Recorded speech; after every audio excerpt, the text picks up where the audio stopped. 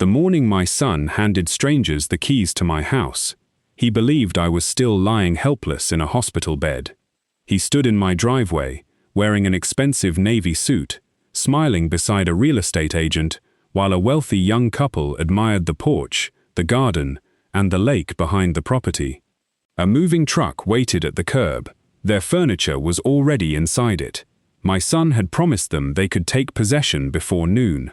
What he did not know was that I had been discharged the previous evening. He did not know that my attorney was sitting inside an unmarked car across the street. He did not know that the county investigator standing beside the moving truck was not one of the buyer's relatives. Most importantly, he did not know that the house he had supposedly sold did not legally belong to him, and that every document carrying my signature had already been identified as a forgery. I waited until he placed my front door key into the buyer's hand. Then I stepped out of the car and said, "Before you move into my home, you should ask my son why he sold you a property he never owned." The smile disappeared from his face so quickly that I knew he finally understood. I had not returned to negotiate. I had returned to reveal everything. My name is Arthur Coleman. I am 72 years old, and for most of my life, I believed a father's duty was to keep protecting his child, no matter how many times that child betrayed him. Last year, my son taught me that love without boundaries is not protection, it is permission. Before I continue, tell me where you are watching from in the comments. Subscribe to Mark Cole for more powerful stories about betrayal, courage, justice, and people who finally refuse to be treated like victims. I spent 38 years working as a municipal building inspector outside Charlotte, North Carolina. Before that, I worked construction with my father. I understood foundations, load-bearing walls, electrical systems, drainage, roofing, and the 1,000 hidden details that determined whether a house would survive for generations or slowly collapse behind a beautiful coat of paint. I learned never to trust appearances. A polished kitchen could hide termite damage. A fresh ceiling could conceal a leaking roof.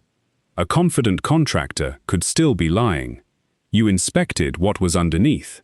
That rule protected me throughout my career. Unfortunately, I forgot to apply it to my own family. My wife, Margaret, and I purchased our house when we were both 29. It sat on 3 acres beside a quiet lake, surrounded by pine trees and old red maples. At the time, the house needed almost everything. The roof sagged. The porch leaned. The plumbing complained every time someone turned on a faucet. But Margaret saw what it could become. She stood in the empty living room, sunlight falling through broken blinds, and said, "This is where we'll grow old." She was right. Over the next 4 decades, we rebuilt that house together. I replaced the roof with my own hands. Margaret planted roses along the front walkway. We converted the unfinished attic into 2 bedrooms. I built a dock at the edge of the lake. Our only son, Daniel, learned to fish from that dock. He carved his initials into one of the support posts when he was 11. I pretended to be angry, but Margaret laughed and said the mark made the place officially ours.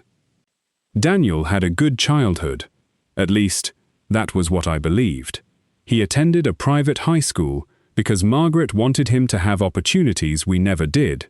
When he was accepted into a university in Atlanta, I took on consulting work during evenings and weekends. Margaret returned to part-time nursing. We paid his tuition. We paid his rent. We bought his first reliable car. When he graduated, he had no student loans and $15,000 in savings that we had quietly built for him. Daniel thanked us. He hugged his mother. He said he would spend the rest of his life making us proud. For a while, I believed him. Daniel entered commercial real estate. He was charming, confident, and naturally persuasive. He could walk into a room full of strangers and leave knowing everyone's name. His managers promoted him quickly. Then he met Melissa. Melissa was beautiful, intelligent, and exceptionally concerned with how life appeared from the outside. She came from a family that treated ordinary living like a personal failure. Her mother collected designer handbags. Her father changed luxury vehicles every 2 years. Her sister planned destination birthday parties. Melissa spoke about houses, restaurants, clothing, and vacations as if every choice revealed someone's social rank.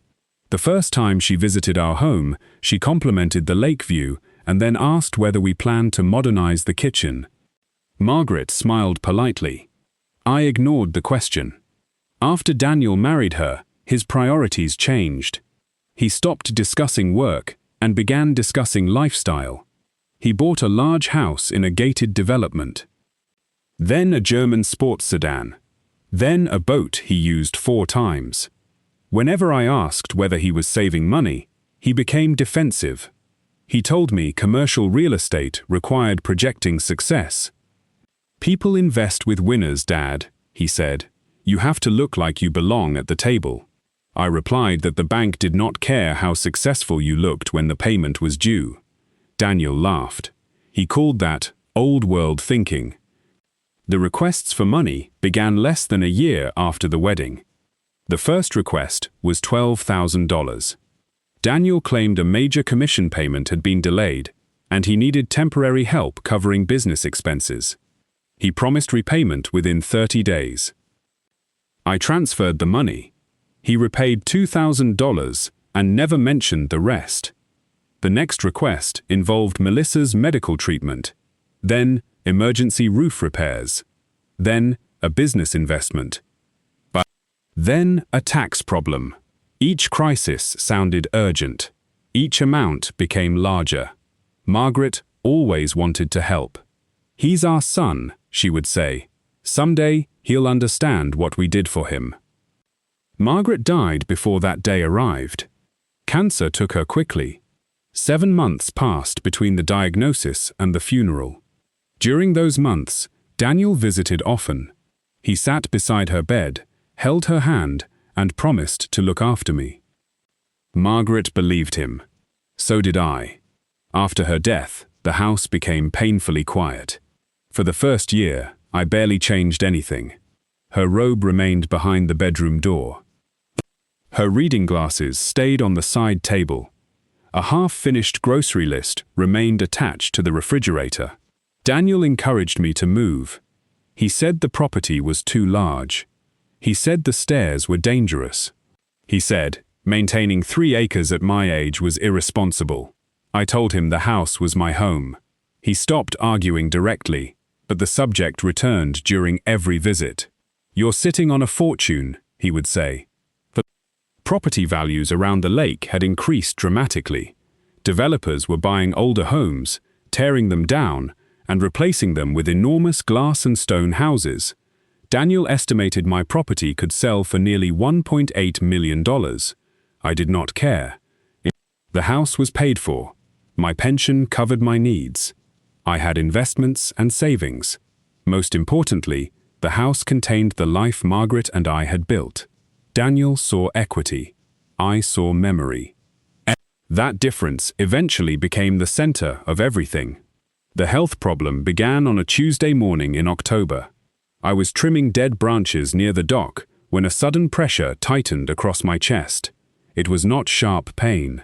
It felt like someone had placed a heavy board across my ribs and slowly increased the weight. I tried to walk back toward the house. Halfway across the yard, my legs weakened. My neighbor, Helen Parker, saw me from her kitchen window. She ran outside and called an ambulance.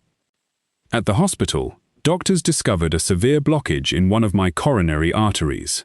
They inserted a stent that same afternoon. The procedure went well, but my blood pressure remained unstable. The cardiologist recommended keeping me for several days. Helen called Daniel. He arrived that evening with Melissa. At first, they behaved exactly as concerned family should. Daniel held my hand. Melissa brought fresh clothes. They spoke to the nurses. Daniel told me not to worry about anything at home. I'll take care of the property, he said.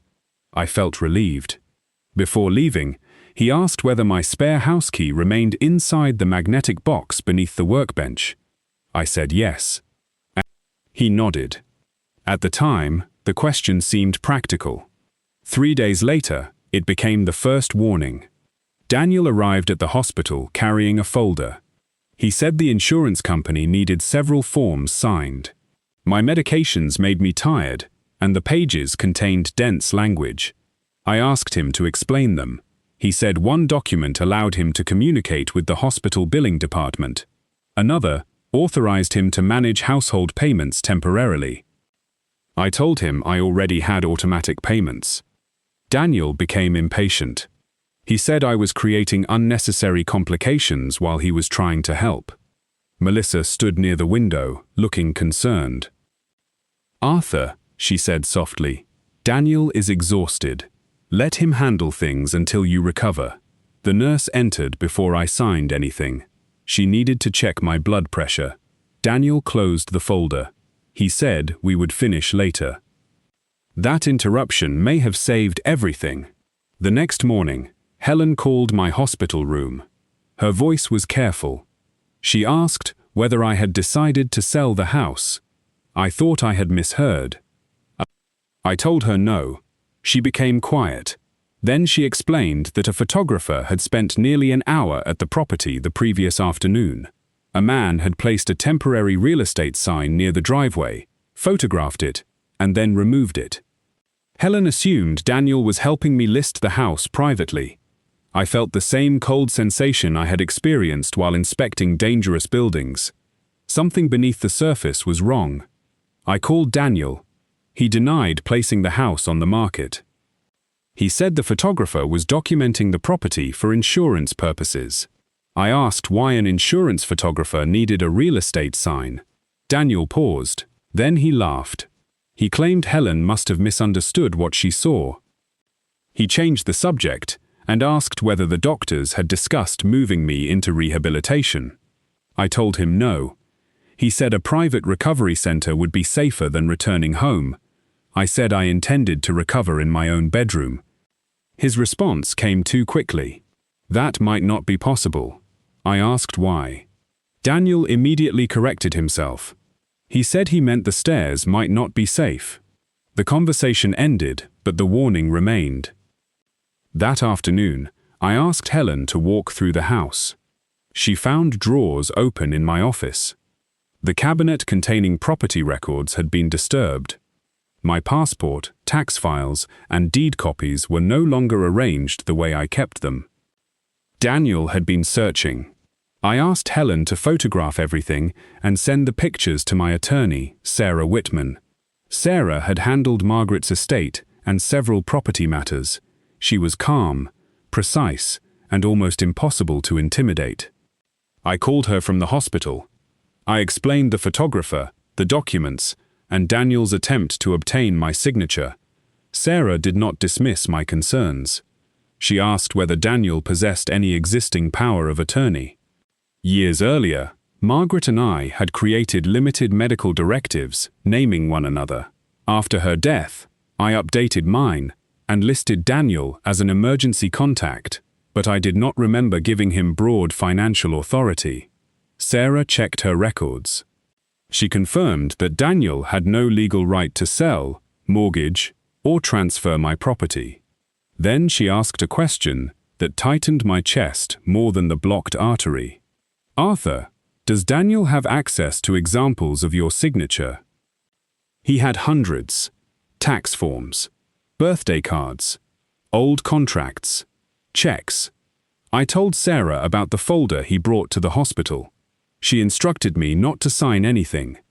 She also advised me not to confront him yet. "If he is doing what we suspect," she said, "we need to know how far he has already gone." Sarah contacted the county recorder's office. No sale had been recorded. No deed transfer appeared. That should have reassured me. It did not. Daniel worked in real estate.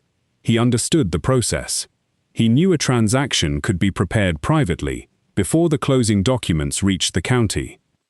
Sarah asked Helen to collect any mail arriving at my house. The next day, Helen found an envelope from a title company. The letter thanked me for selecting them to handle the sale of my property. The expected closing date was 9 days away. The listed sale price was $1.25 million. My property was worth substantially more. The buyer was a limited liability company called Blue Crest Residential Partners. The seller was listed as Arthur Coleman. I had never heard of Blue Crest. I had never agreed to sell. Yet a title company believed a legitimate transaction was underway. Sarah called the number on the letter and requested the contract. The company refused to discuss details without verifying my identity. Sarah drove to the hospital that evening. She brought a notary and a laptop. Together, we contacted the title company through a secure video call. The representative reviewed my identification and became visibly uncomfortable. According to their file, I had signed a purchase agreement 4 days earlier. The signature looked almost perfect. The agreement stated that I was selling because my health had deteriorated and I planned to move permanently into assisted living. It included an authorization allowing Daniel to manage the transaction on my behalf. That authorization also carried my signature. Both documents were false. I studied the digital copies. Daniel had copied my signature from an old inspection report. I recognized the slight upward curve at the end of my last name, a habit I had abandoned years earlier after arthritis changed my grip. He had not merely taken advantage of my hospitalization. He had planned the entire operation. The title representative explained that the buyers had already deposited $100,000 in earnest money. They expected to close quickly because the contract offered the property significantly below market value. The agreement also included almost all furniture, dock equipment, tools, and appliances. Daniel had sold not only the house, he had sold the contents of my life. The representative asked whether we wanted the transaction immediately suspended. Sarah looked at me. I asked whether Daniel had been notified of our call. The representative said no. I requested that the company preserve every document and communication. Sarah then instructed them to freeze the closing without telling Daniel why. The company's attorney joined the call. After reviewing the evidence, he agreed. The transaction would appear active while their fraud department investigated. Daniel would believe everything remained on schedule. That decision created the opportunity I later used against him. But first, we needed to understand his motive. Sarah hired a forensic investigator named Marcus Lane. Marcus had spent 20 years investigating mortgage fraud, forged deeds, and elder financial exploitation. He spoke quietly and carried a notebook filled with precise handwriting. He visited me the next morning. I showed him the forged documents. He examined them for several minutes. Then he asked about Daniel's financial situation. I told him what Daniel claimed: successful career, large commissions, multiple investments. Marcus asked what I knew rather than what I had been told. The answer was very little. Within 48 hours, Marcus uncovered the truth. Daniel's professional life was collapsing. His real estate firm had fired him 6 months earlier after several clients complained about missing deposits and misleading statements. He told Melissa he had resigned to start his own company. The company had almost no revenue. Their house carried 2 mortgages. Both were delinquent. 3 credit card accounts were at their limits. A lender had begun repossession proceedings against Daniel's sports sedan. Melissa's boutique clothing business owed suppliers more than $80,000. Together, they carried nearly $400,000 in debt. The $1.25 million sale price was not chosen because it was fair. It was chosen because Blue Crest could close quickly. Daniel intended to use the proceeds to clear their debts and preserve their lifestyle. He had already contacted a luxury assisted living facility in my name. The facility required a large entrance fee. Daniel planned to pay it from my sale proceeds, install me there after discharge, and then claim he had acted for my safety. The facility brochure described beautiful gardens, chef-prepared meals, and private suites. But Marcus found an email from Daniel to Melissa. In it, Daniel complained that even the cheapest room would cost more than expected. Melissa replied, "Put him wherever he can't interfere.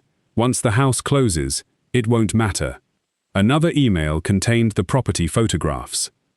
Melissa instructed Daniel to remove family pictures before buyers arrived because the rooms looked too old and depressing. She asked whether Margaret's antique dining set was included in the sale. Daniel replied that everything inside the house was easier to sell than move. Margaret's dining table had belonged to her grandmother. Daniel knew that. He had eaten Christmas dinner at that table for more than 30 years. He included it in the sale because removing it required effort. The betrayal was no longer limited to money. They were erasing Margaret. Marcus continued searching. He discovered that Daniel had created a new email address using my name. He used it to communicate with the real estate agent and title company. He told them I was recovering from a cardiac event and preferred not to speak directly. He claimed that stress worsened my condition. Every attempt to isolate me was presented as care. Daniel had also scheduled a neurological assessment at the assisted living facility.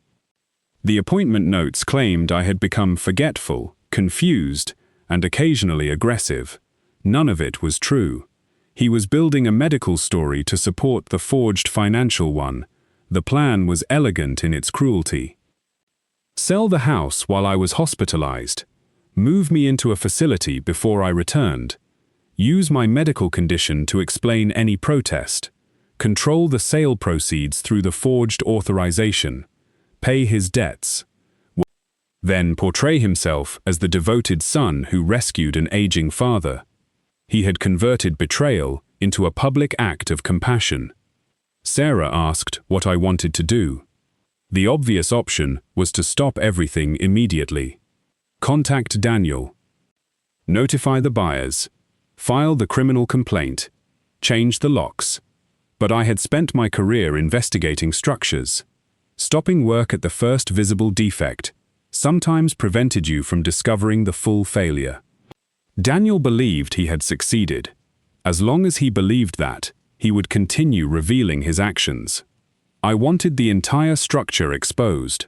I asked the title company to delay the closing by 2 days, using an ordinary administrative explanation. They told Daniel the lender needed final documentation. He accepted the delay. During that time, Sarah revoked every medical authorization and emergency contact privilege Daniel possessed. The hospital added a security notice to my records. Daniel could no longer request updates or remove me without my written consent. I completed a comprehensive cognitive evaluation. A neurologist, psychiatrist, and independent physician examined me. Their reports declared me mentally competent and fully capable of managing my affairs.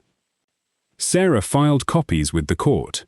If Daniel attempted to portray me as confused, he would face recent medical evidence proving the opposite. We changed my banking credentials. We moved liquid funds into a protected trust.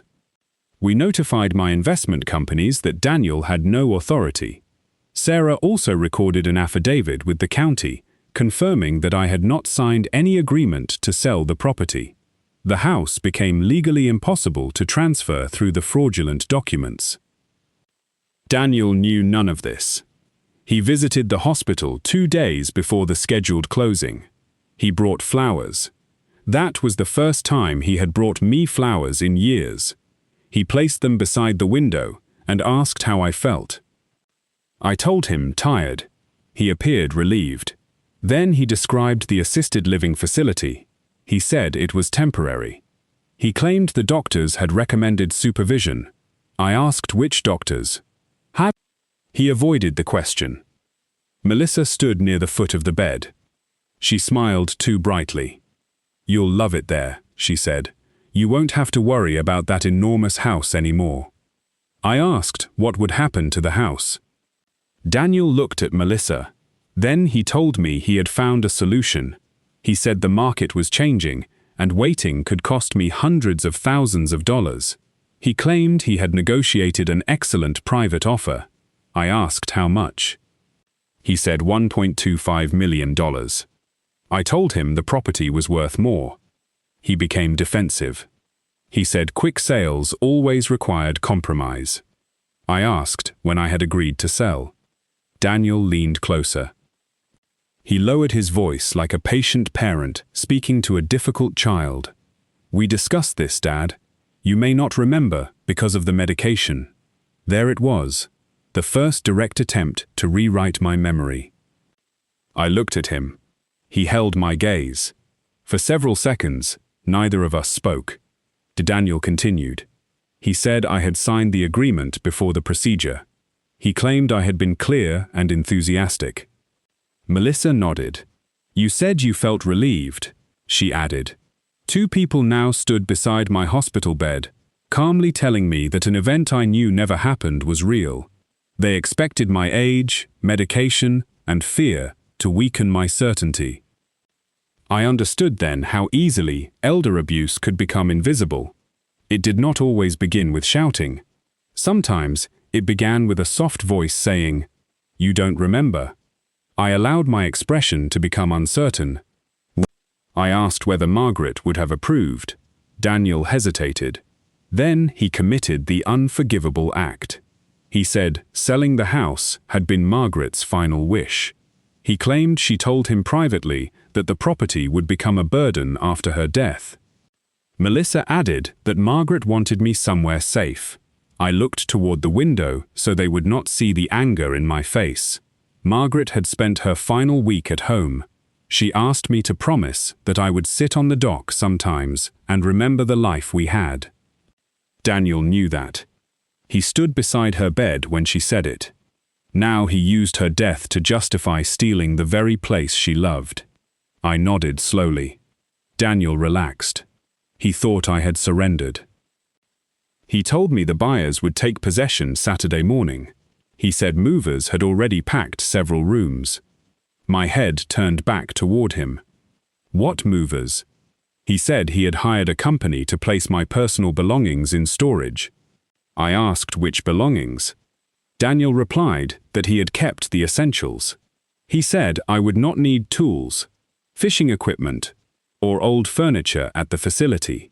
I imagined strangers opening Margaret's drawers, handling her clothing, packing our photographs.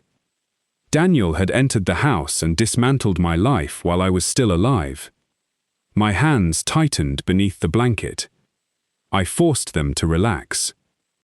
I told him I was tired. Daniel kissed my forehead. Everything is handled, he said. Then he and Melissa left. The moment the door closed, I called Sarah. I wanted to go home.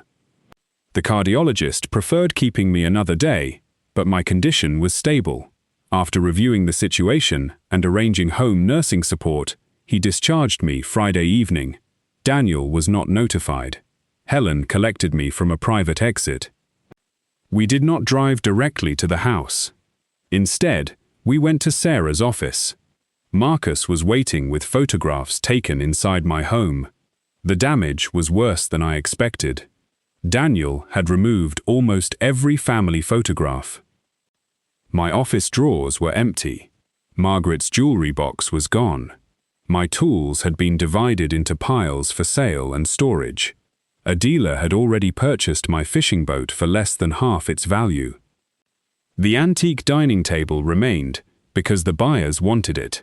A moving company had placed my clothing, medical records, and a few personal items inside a storage unit registered under Daniel's name.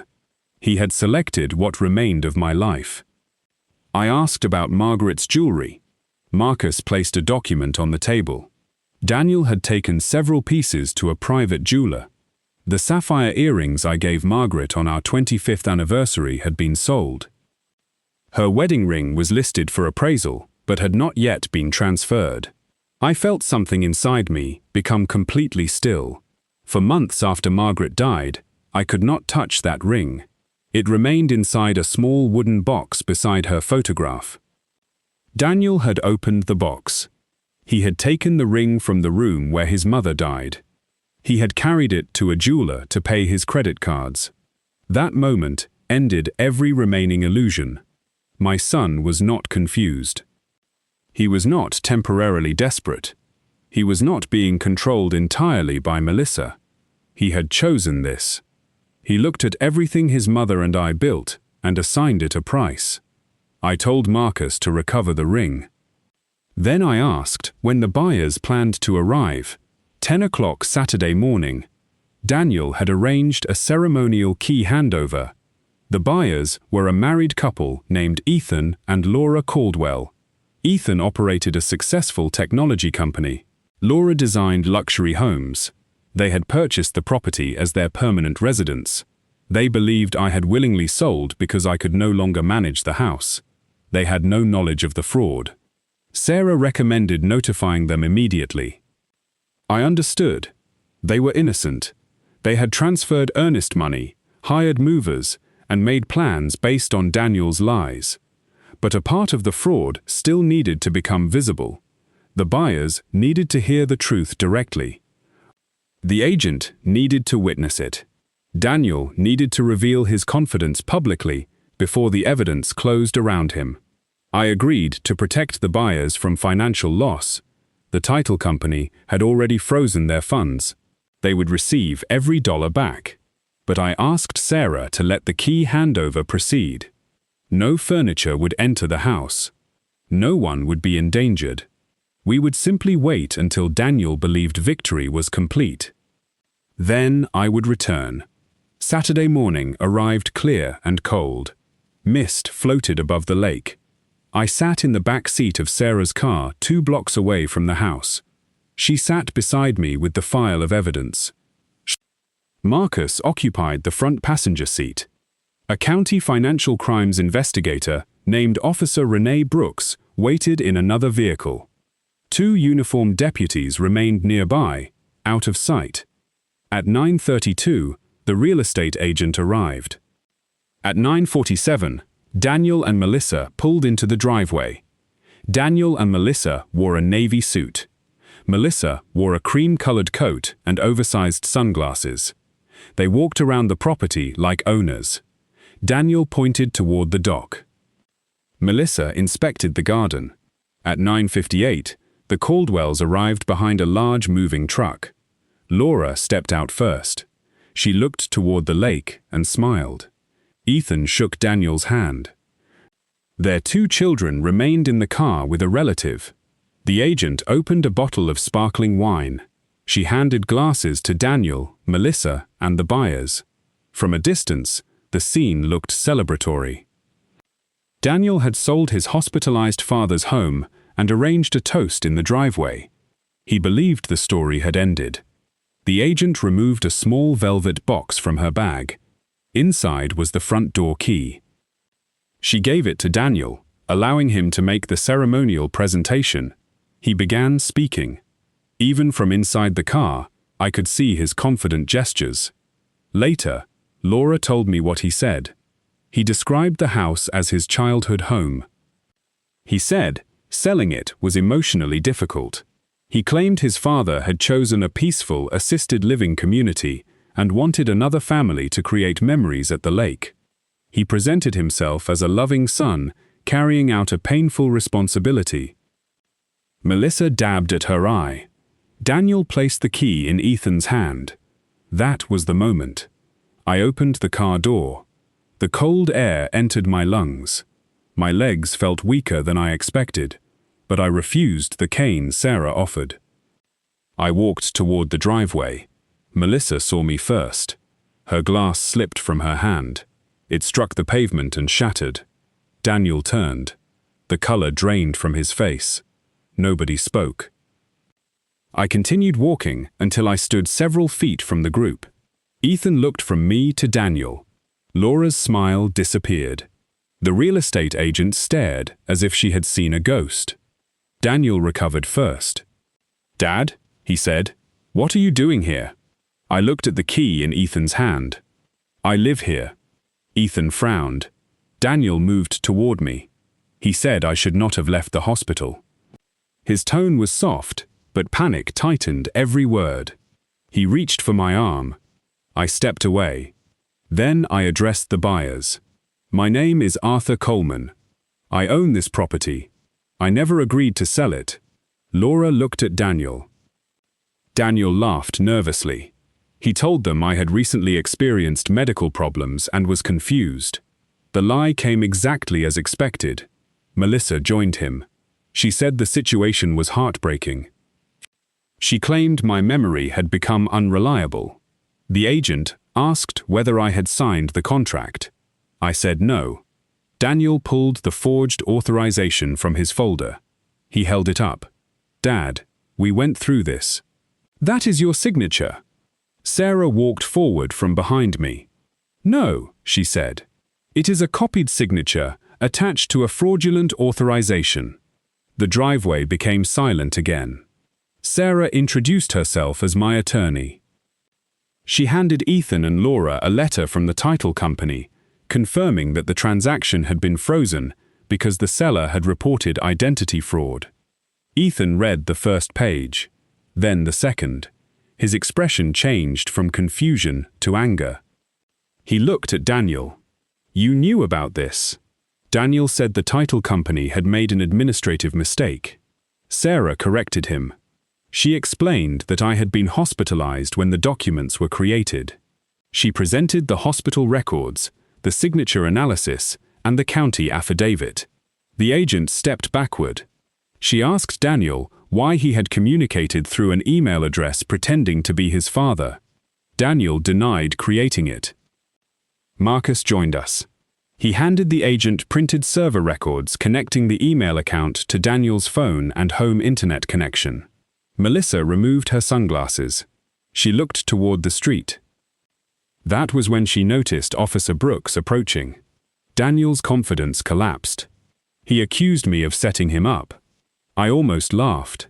He had forged my signature, sold my house, packed my possessions, stolen his mother's jewelry. Then he accused me of creating the situation. I told him I had done nothing except allow him to complete the actions he had already chosen. Ethan handed the key back to Daniel. I don't want anything connected to you, he said. Daniel refused to take it. The key fell onto the driveway. Laura asked about their earnest money. Sarah assured her that every dollar remained protected in escrow. The title company had never released funds. Daniel heard that. His face changed again. He had expected access to the money immediately after closing. There was no money. His debts remained. The buyers would recover their deposit. The title company would recover its costs through insurance and legal action. Only Daniel and Melissa were trapped. Daniel turned toward me. He lowered his voice. Dad, please, we can fix this privately. I asked whether selling my house privately was part of his idea of fixing things. He said he had made a mistake. I reminded him that mistakes were accidental. He had created a fake email address, copied my signature, invented medical decline, scheduled an assisted living placement, sold my possessions, stolen Margaret's ring. Those were decisions. Melissa interrupted. She claimed Daniel had handled everything. Daniel looked at her. The betrayal between them began immediately. He said Melissa pushed him to sell. She reminded him that he was the one drowning in debt. He said her business expenses created most of the debt. She accused him of losing his job and lying for months. The polished couple who had entered my driveway as successful property sellers began exposing each other in front of strangers. Officer Brooks allowed them to speak. Every accusation became additional information. Daniel admitted accessing my office. Melissa admitted arranging the jeweler. Daniel admitted creating the email but claimed Melissa wrote the messages. Melissa said the assisted living plan was Daniel's idea. They dismantled their own defense without being asked a single formal question. Finally, Officer Brooks stepped forward. She informed Daniel that investigators had probable cause related to attempted property fraud, identity theft, document forgery, and financial exploitation of an older adult. Daniel looked at me. He expected intervention.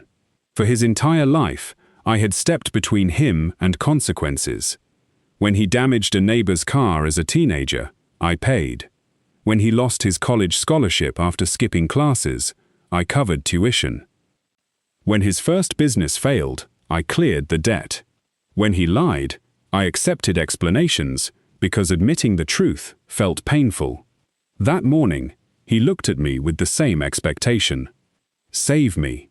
I did not move. The deputies approached. Daniel began pleading. He said prison would destroy his life. I replied that taking my home would have destroyed mine. He said he was still my son. I told him being my son had given him my love. It had never given him ownership of me. The deputies placed him in handcuffs. Melissa began crying.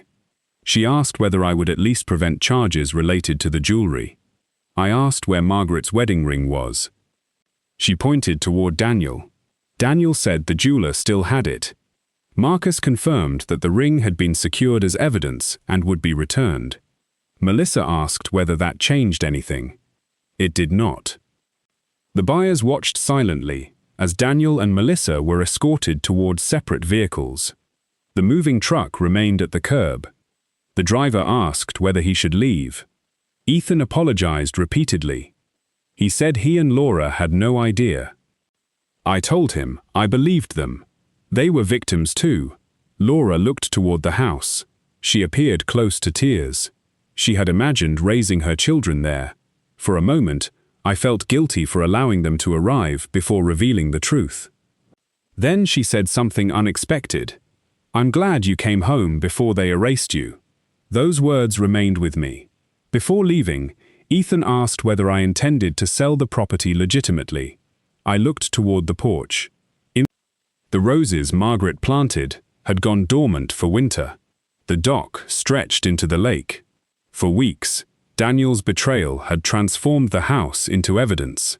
Standing there again, I remembered that it was also my home. "No," I said. "Not today." The Caldwells understood. They left with the moving truck. The agent remained to provide information to Officer Brooks. When everyone was gone, Sarah handed me the front door key. I unlocked the house. The interior felt hollow. Rooms had been cleared. Boxes remained stacked against walls. Photographs were missing. The dining table stood alone beneath the chandelier. I walked upstairs. My bedroom had been disturbed. Margaret's robe was no longer behind the door. I found it folded inside a storage box labeled "Donate." I held the fabric against my chest. For the first time since leaving the hospital, I cried. Not because of the property, not because of the money, because my son had looked at the most sacred pieces of my life and treated them as clutter. Helen came inside quietly. She did not offer advice. She simply stood beside me. Later that afternoon, Sarah arranged for the storage company to return everything. My tools came back. The photographs came back. The clothing, documents, and furniture returned over the next several days. The fishing boat had already been transferred to a dealer, but Marcus recovered it after proving the sale was unauthorized. Margaret's wedding ring was returned inside an evidence envelope. I opened it at the kitchen table. The gold band showed small scratches from 43 years of wear. Its monetary value was modest. Its meaning could not be measured. Daniel had seen only the gold. That was the tragedy of his entire life. He understood prices. He never understood value. The criminal case took several months. Daniel's attorney attempted to argue that he believed he possessed authority to manage my affairs. The fake email account destroyed that defense. A person acting honestly did not need to impersonate the owner. The copied signature destroyed it further. The messages about placing me wherever I could, not interfere, revealed motive. Melissa accepted a plea agreement first. She admitted participating in the forged sale, arranging the jewelry transactions, and helping create false claims about my mental condition. In exchange for cooperation, she received a reduced sentence that included supervised release, restitution, and community service. She also filed for divorce. Daniel refused to accept responsibility until the evidence became overwhelming. His real estate license was revoked. His former employer cooperated with investigators regarding other suspicious transactions. Several previous clients came forward. The fraud against me was not his first dishonest act. It was simply the largest. Daniel eventually pleaded guilty to multiple charges. The judge sentenced him to prison. Before sentencing, he requested permission to speak. I attended remotely. Daniel stood before the court wearing a plain suit that did not fit properly. The confidence was gone. He apologized. He said debt had distorted his judgment. He blamed fear, pride, and pressure. Then he looked toward the camera. He said he loved me. For years, those words would have broken me. That day, they did not. Love was not a sentence spoken after consequences arrived. Love was behavior. Love did not forge signatures. Love did not steal a mother's wedding ring. Love did not remove a father from his home while he recovered from surgery. I believed Daniel felt regret. But regret and accountability were not the same thing. He regretted losing his career, marriage, reputation, and freedom. Whether he understood what he had done to me remained uncertain. The judge asked whether I wanted to make a statement. I did. I told the court that my son had not merely attempted to steal a property. He attempted to steal my identity. He wanted the world to believe I had become confused because that story made his actions easier. He converted my illness into opportunity. He converted my trust into paperwork. He converted my memories into inventory. Then, he expected biology to protect him from consequences. I told Daniel I hoped prison forced him to confront the person he had become. I also told him I would no longer sacrifice myself to prevent that confrontation. The judge imposed the sentence. The screen went dark. I sat quietly in Sarah's office. There was no victory, only finality. The financial consequences destroyed the life Daniel and Melissa had built. Their house entered foreclosure. The vehicles were repossessed. Melissa's business closed. Creditors seized remaining assets. And the money they expected from my property never existed in their hands. Everything had been built around stealing my house. When the theft failed, their entire structure collapsed. I understood the irony. As a building inspector, I had spent decades warning people that a weak foundation eventually revealed itself. Daniel's life had been constructed on appearances, debt, and access to my generosity. Once that access ended, nothing remained capable of supporting it. My recovery took time. The heart procedure healed faster than the emotional damage. For months, I woke at night imagining Daniel inside the house. I checked the locks repeatedly. I installed new cameras. I changed security codes. I placed legal notices on every financial account. Some people might call that paranoia. I called it experience. Trust could return only where honesty existed. I no longer offered it automatically. Helen visited often. She helped replant sections of the garden damaged by movers. Together, we rehung family photographs. She convinced me to move Margaret's robe from behind the bedroom door into a cedar chest where it would remain protected. The house slowly stopped feeling like a crime scene. It became home again. The following spring, I repaired the dock. Daniel's initials remained carved into the support post. For several days, I considered replacing the board. Every time I saw those letters, I remembered the child he had been and the man he became. Eventually, I left them. Removing the initials would not erase the past. The happy memories were real. So was the betrayal. Healing did not require pretending one truth cancelled the other. I could love the boy who fished beside me while refusing to excuse the adult who tried to steal my life. That distinction brought peace.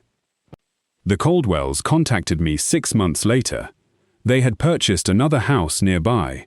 Laura sent a letter thanking me for protecting them from a fraudulent transaction.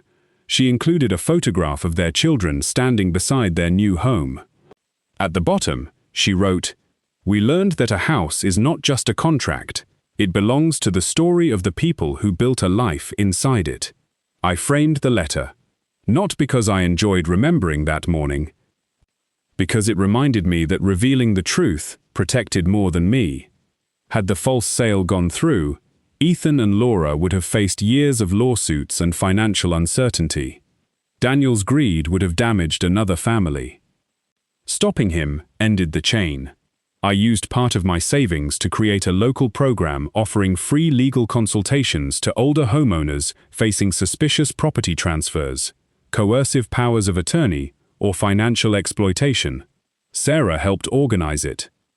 Marcus volunteered several hours each month. The first person we helped was an 81-year-old widow whose nephew had attempted to refinance her home without permission. Then a retired teacher whose daughter controlled her bank card. Then a veteran whose caregiver had changed his beneficiary documents. Each story was different. The pattern was the same. The abuser relied on silence. They assumed the older person would feel embarrassed. They assumed family loyalty would prevent exposure. They assumed confusion could be manufactured simply by repeating that someone was confused. We taught people to document everything. Check property records, review account access, create independent legal directives, never sign unexplained documents, trust actions rather than titles. A son could steal, a daughter could manipulate, a caregiver could lie. Family relationships did not remove the need for proof. The program helped me transform pain into protection. Daniel tried contacting me from prison. His first letter arrived near Christmas. Sarah offered to read it before giving it to me. I said no. I opened it alone at the dining table. Daniel described prison life. He apologized for embarrassing the family. That phrase immediately revealed how much he still misunderstood. The problem was not embarrassment. The problem was betrayal. He wrote that Melissa had pressured him. He explained the debt. He described panic. He said he never intended for me to become homeless. He claimed he planned to use part of the money to pay for a comfortable facility. Even inside an apology, he continued presenting the theft as care. Near the end, he asked whether I could help fund an appeal. I folded the letter. The request answered every question. He did not write because he had finally understood. He wrote because he still believed my resources existed for his rescue. I did not respond. More letters arrived. Some were angry. Some were emotional. One accused me of choosing strangers over my own blood because I funded the homeowner protection program. Another included a childhood photograph. Another described Margaret and asked what she would think of my refusal to forgive. Using his mother remained his final weapon, but it no longer worked. I knew what Margaret would think. She would grieve. She would wish things were different. She would also know that allowing Daniel to continue would not save him. It would only teach him that love erased consequences. Forgiveness did not require restored access. I could release hatred without reopening the door. I instructed Sarah to store future letters without delivering them. Perhaps one day I would read them. Perhaps I would not. That choice belonged to me. The next Christmas morning, I woke before sunrise. The house smelled of coffee and pine. I had invited Helen, several volunteers from the legal program, and 2 older clients who had nowhere else to celebrate. We ate at Margaret's antique dining table, the same table Daniel included in the fraudulent sale. Candles reflected across the polished wood. People laughed. Nobody asked what the furniture was worth. Nobody discussed selling the property. Nobody attempted to control my decisions. After dinner, I walked outside. A thin layer of frost covered the dock. The lake remained perfectly still. For years, I believed protecting family meant absorbing pain quietly. I thought confrontation was failure. I thought saying no made me selfish. Daniel depended on those beliefs. He knew I valued peace. So he used conflict as a threat. He knew I loved him, so he used rejection as punishment. He knew I missed Margaret, so he used her memory as leverage. The hospital did not make me vulnerable. My unwillingness to accept the truth made me vulnerable. The evidence had existed for years. Unpaid loans, constant pressure, disrespect, interest in the house, questions about my accounts. Suggestions that I could no longer manage alone. I treated each warning as an isolated misunderstanding. Together, they formed a structure. Once I finally inspected what was underneath, the truth became impossible to ignore. Daniel did not sell my house in one sudden moment. He built toward it every time I allowed him to treat my possessions as future inheritance. Every rescue taught him my boundaries could move. Every forgiven lie taught him truth was optional. Every financial gift became evidence, in his mind, that everything I owned would eventually become his. The forged sale was only the final step. That is why the response had to be final too. Some viewers may believe I should have warned him before the buyers arrived. But Daniel had received warnings throughout his life. He knew stealing was wrong. He knew forging a signature was wrong. He knew selling a hospitalized man's home was wrong. He did not lack information. He lacked consequences. Allowing the buyers to arrive ensured the truth could no longer be hidden behind family stories. The agent witnessed it. The buyers witnessed it. The title company documented it. Investigators saw his reaction. Most importantly, Daniel could no longer claim the transaction was an innocent misunderstanding stopped before completion. He placed the key into another man's hand. He completed the betrayal willingly. I simply walked into the driveway before he could enjoy the reward. That moment did not destroy my son. It revealed him. There is a difference. People often blame exposure for the consequences of their actions. They say the person who told the truth ruined the family. They say reporting fraud caused the arrest. They say establishing boundaries created division. But the division begins with betrayal. Exposure only removes the covering. A weak foundation does not become weak because an inspector identifies the crack. The crack already exists. Today, I still live in the house Margaret and I rebuilt. The roof remains strong. The roses bloom every spring. I sit on the dock in the evening and watch sunlight move across the lake. The property is protected inside a trust. No one can transfer it without independent legal review. My medical directives name Sarah and a professional fiduciary rather than family. Some people find that decision cold. I find it peaceful. The house will eventually become part of a charitable foundation supporting housing protection and skilled trade education. Daniel will not inherit it. That decision is permanent. Inheritance should recognize trust. It should not reward entitlement. My son believed my age meant my future was already available for distribution. He treated my life like an estate waiting to be processed. I reminded him that I was still alive. That may be the most important lesson in this story. Older parents are not unfinished inheritances. Their homes are not prizes. Their savings are not family accounts.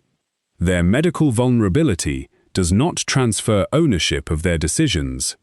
Respect does not expire when hair turns grey. Autonomy does not disappear after a hospital admission. And love does not require surrendering everything to someone who sees kindness as weakness. The morning Daniel sold my house He expected strangers to enter while I disappeared quietly into a facility. Instead, the strangers learned the truth. The forged sale collapsed. The money vanished from his reach. His lies became evidence, and I walked through my own front door carrying the key he believed he had stolen forever. I did not return because the house was worth nearly $2 million. I returned because my life was worth more than his plan.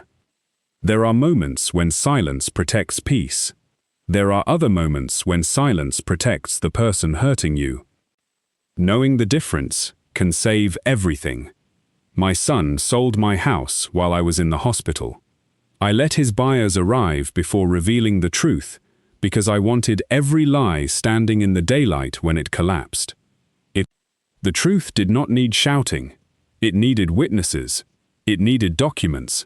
It needed one old man who finally stopped apologizing for defending himself. When I stepped into that driveway, Daniel saw something he had forgotten. I was not a confused patient. I was not an obstacle. I was not an account, a property, or a signature he could copy. I was his father. I was the man who built that home, and I was still standing. If this story resonated with you, tell me in the comments whether Arthur made the right decision by allowing the buyers to arrive before exposing his son's fraudulent sale. Subscribe to Mark Cole for more powerful stories about family betrayal, hidden strength, justice, and people who finally take back control of their lives.